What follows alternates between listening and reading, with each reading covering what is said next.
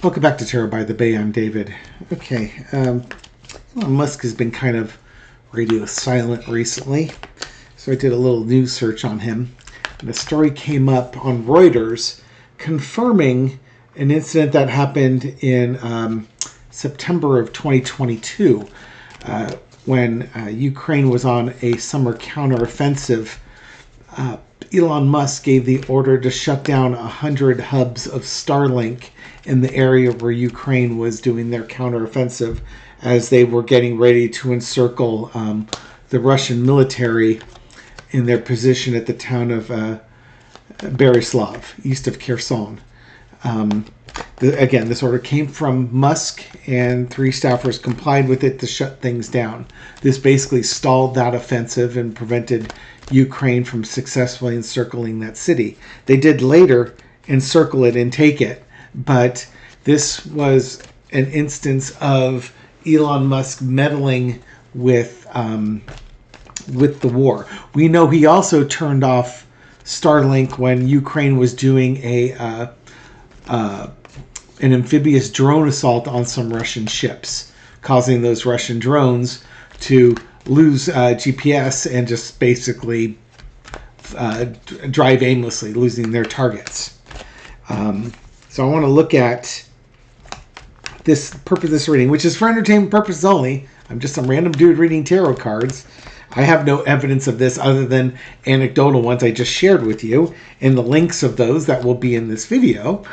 What is Elon Musk's current relationship with Vladimir Putin? Because acts like that don't seem to be helping Ukraine and do seem to be helping Putin. And Musk has multiple times echoed Russian talking points, and we don't even have to get into his Nazi salute that he calls a Roman salute. Okay, entertainment purpose only. Elon Musk and Vladimir Putin. What's your current relationship looking like? Knight of Wands, errand boy, doing the bidding, celebration, Ace of Swords. So far, I would say it's a pretty good relationship. You know, somebody's told what to do, and when they do it, they're celebrated and rewarded. And there's like with the sort of truth and justice and righteousness, it feels like, you know, Elon I would argue, feels that what he's doing with helping with these orders is what he wants to do. It fits his world order. In the past, you got the 7 of Wands, fighting to assist. He's been sympathetic to Putin and Putin's regime in Russia. Current situation is temperance. He's maybe toned down things a little bit, but I think he's still there to serve. From Elon's point of view, Putin's got the right vision of the world. Lesson we learned is the 10 of Swords. However, if that version of the world is not correct, Elon is going to find himself undone. And it's lots of little acts that Elon does that shows the relationship between Putin and Musk.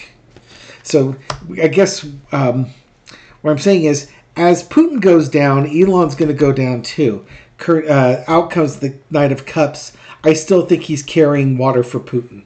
He's been a useful idiot, and he continues to reach out to Putin, offering him little victories here and there.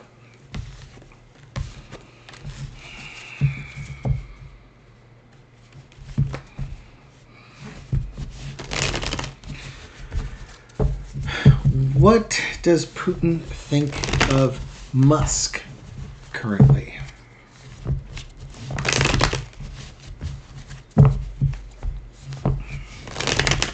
I mean, Musk and Trump have had their falling out. Certainly, Putin has not been pleased with Trump, to the point where Trump is now offering to supply Ukraine. He's upset with Putin because Putin keeps breaking ceasefire arrangements that prevent Trump from getting nominated successfully as for his Nobel Peace Prize that he apparently so desperately wants. What is Putin thinking of Musk or Carter? He knows how to bamboozle him.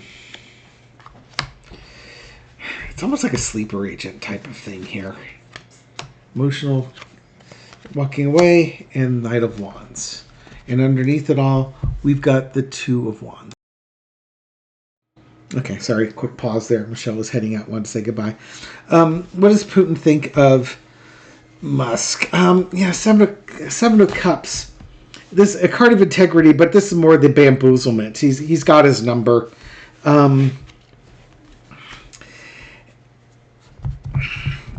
Again, you got that. It's almost like Musk has like daddy issues, just like Trump. And again, I've often commented that Musk and Trump Musk is like Trump 2.0. It's like the same daddy abandonment issues that Trump has, that Putin weighs on Musk too, that causes Musk to be a willing servant. And there's more plans for Musk going forward. So I don't think there's been a falling out between these two guys at all.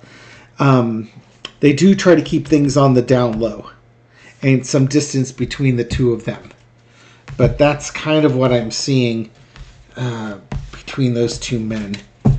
What about Musk? What does Musk see with Putin?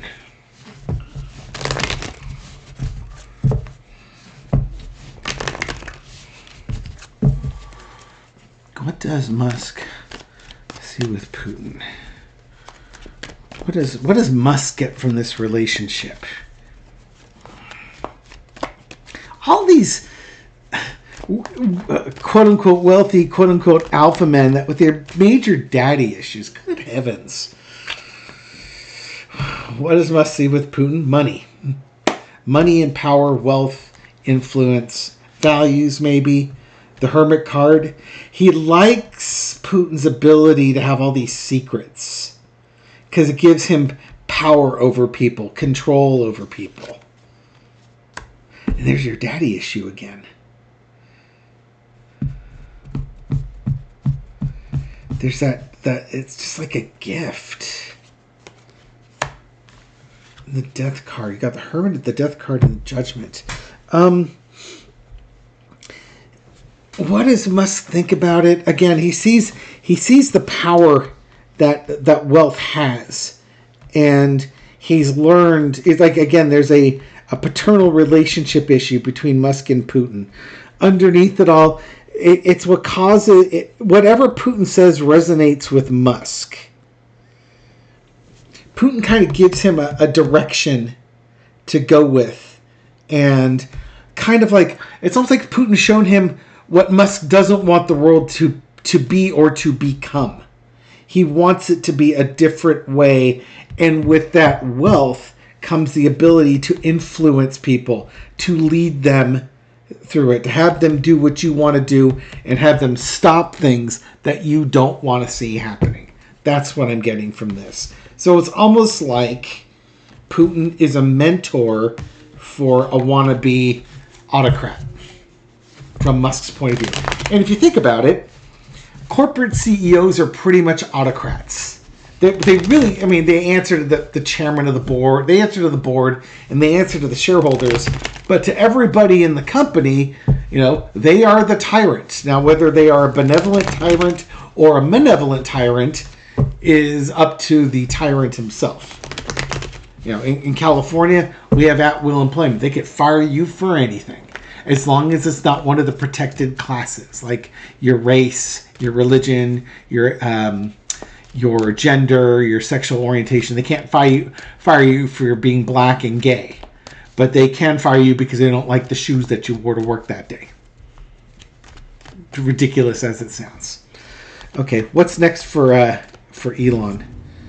What is next for Elon Musk? Another little four-carder. Eight of Swords. He's got to get him. He's in a situation he needs to get himself out of. That maybe Trump has him boxed in a little bit here. You got the Four of Wands, opportunities, victories, and Wheel of Fortune, and the Six of Coins. Okay, so he has to get himself out of a situation that's in a financial situation. First thing that comes to mind is Trump's taken away the EV tax credits, which is a gift from the government to Tesla, because Tesla can take these EV tax credits. Okay. Two things. One is the EV tax credits, the $7,500, but that's not it. It's the carbon tax. It's the carbon credits. So car companies have to meet certain pollution levels, and Dodge, Stellantis, for instance, with their whole stable full of Hemi V8 engines, doesn't meet those criteria. Ford probably doesn't meet their criteria with nothing but Mustangs, SUVs, and full-size pickup trucks that they sell. So how do they get around that? They buy clean air credits from Tesla, and they buy enough to bring their pollution level down to whatever the upper limit is, and then they're not fined by the government for exceeding the Air Resource Board limits. Well, Trump has taken away Tesla's ability. He's basically taken away that those air quality standards. So Tesla, all these credits, it's like wooden nickels that they get, they're now worthless. It doesn't matter if Tesla and Stellantis with their Chrysler products, neither one of them is going to get punished for polluting, because nothing says conservatism like let's pollute the air and the natural resources around us. The same guys who are the hunters and the fishermen and the great outdoorsmen, the one that want to see pristine nature, are also voting for the same guys that want to pollute that very same pristine nature. Anyway, Tesla made its profits last quarter were solely based on it selling those clean air credits. Otherwise, they would have been in the red. They would have been doing a deficit. So what happens is if he can't have those credits, how is he going to post a profit? So he has to figure out a way to keep his money going so that he can keep his political parties going. And there you go. There's your thing right there. If Musk doesn't have the money, he can't start his new political party and change the political landscape. So he's got to figure out a way to keep the money coming in so that he can influence elections, win some 2 to 3 Senate seats and a dozen House seats, so he can impact political decisions going forward. Again, Musk is talking about his America First thing, and currently he has enough money to fund a PAC to influence elections, run primaries and such. But if he doesn't have that money coming in, or if he starts going broke, that's not going to be a priority. He's going to have to work on self-survival, and he may not have the funding to do that.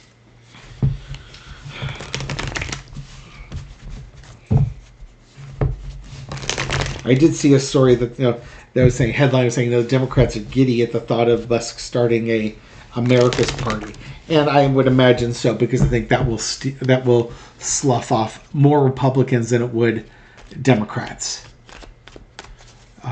into it. Now, would America benefit from having a third party like that? Maybe. The problem is that Musk would be in charge of it, calling the shots, and we kind of know where he stands on things. And so you have to kind of make a deal with the devil, as it were, unless you can overcome it. Anyways, coalition governments are good for compromise. So ultimately it would be a good thing, but I really am not excited at the thought of Musk having more political power than he already has. What's the outcome for Musk? What is the outcome for Musk and his wealth as things go forward, or this problem that he's trying to overcome, the State of Swords problem? What's the outcome for that? Ace of Pentacles, money. I think he figures out how to get his money. If the truth comes out, he's going to sort it out. He'll figure out a way to keep making money. I don't think he's going to go destitute and lose his money here. I mean, it's possible if these cards are negative, he goes destitute. Truth comes out about how he made his money, and he's ostracized. but I don't think that's it. I think he's going to somehow land on his feet. He'll figure out a different money pathway. Maybe as Trump and the Republicans go down, his money becomes more influential, and that's going to allow him to keep his political party going forward. These are rather positive cards, so I don't think we're done with Elon Musk anytime in the near future. We're still going to have to deal with this guy. Okay. Lastly, and it could just be that it's not that he makes money. He's got enough wealth that he can continue with his political party. It's, if he loses his job at Tesla, he picks up a job somewhere else. Or he's got money stored away somewhere else where he can do influencing of what's going on. So I guess what I'm saying is I don't think his influence is going away anytime soon. Spirit, anything else you want to know about Elon and Vladimir Putin? Links between the two of them. What else can you share with us before we shut this down? There we go again. That's the third time this card's come up. Bamboozlement. I don't think it's integrity. It's about bamboozlement. About they have a similar viewpoint of what makes the world a great place to live in. They both agree not only in the end goal but how to get there. It's funny because you think about it. Elon Musk is all about over-promising and under-delivering. And that's kind of what Putin's been doing. And that they now while Musk is the face of Tesla, Putin, he likes to do things behind the scenes, but there's secrets that are being kept, plans that haven't been revealed yet here. And then we've got chaos causing okay, so picture election integrity issues coming forward and the chaos that's going to be. This is going to give Musk that opportunity to try and launch his political party, but at the same time, I think Musk would be absolutely implicated by stuff like this. So if this is about election integrity investigations into the election of the U.S. thing, Musk could end up going into hiding. Which seems contradictory to what I just said, but maybe it's not. Maybe in the short term, Musk kind of gets things going, but as the election integrity story unfolds, we start to find out Musk's role in it. But Musk and Putin are aligned in their values, in their approaches, and what they think winning is. And the secret stuff that they do behind the scenes in order to get their way. I think that's another way to interpret those cards. That tracks, that does not contradict everything else I just told you, which I'm not remembering at this point. Anyways, I'm going to leave it there. Thank you very much for watching this video and supporting my channel. I appreciate it. This reading is for entertainment purposes only, but I hope you found it insightful, and I'll catch you on the next video. Take care.